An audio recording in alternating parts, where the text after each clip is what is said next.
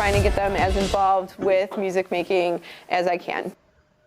This morning, a local teacher's dream to help her students succeed is on its way to becoming a reality. Her idea is to help make music in the classroom more inclusive. Our 7 Eyewitness News reporter Jeff Slauson is taking us to Niagara Falls High School, showing us who's helping this idea come to fruition. Molly King spends her days doing what she loves, playing music. I always wanted to be a music teacher. But not just any music teacher. A music teacher for students with disabilities. And I totally fell in love with it. I loved teaching kids with disabilities. It kind of became my thing. It wasn't where I thought my life would go, but now that I've started, I would never change it. Through each class here at Niagara Orleans B.O.C.E.S in Niagara Falls, King sees the joy music brings to her students. I know that the students are in there, they're having fun, they really want to participate. The students want to participate, but they aren't always able. I have students here that have mobility issues that stop them from participating with the instruments that I have at all. It's inside of them, they know that they can do it. We just need something to facilitate that. That something comes from the minds of these 6 students from the Rochester Institute of Technology. Giving these students some kind of assistive technology to help them do that is just like incredible.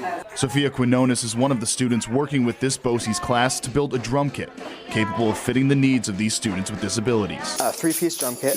So that's the hi-hat cymbals, the snare drum, and the bass drum. It's their senior design project that's currently in the observation phase. By seeing the students interact with the instruments, the RIT students can get a good idea of how the adaptive drum kit should operate, whether it involves a drumstick, touchpad, or something more complex. Allows students to look at a certain part of a screen and then have the drum react to what they want to play. The students will take what they learned from observing the class back to RIT to begin their preliminary designs. It's the start of a year-long project. So we're hoping to have some kind of prototype, just basic prototype out of like cardboard, maybe some sheet metal, something, by the end of the semester, but the actual building phase doesn't happen until next semester. The students don't want to rush this.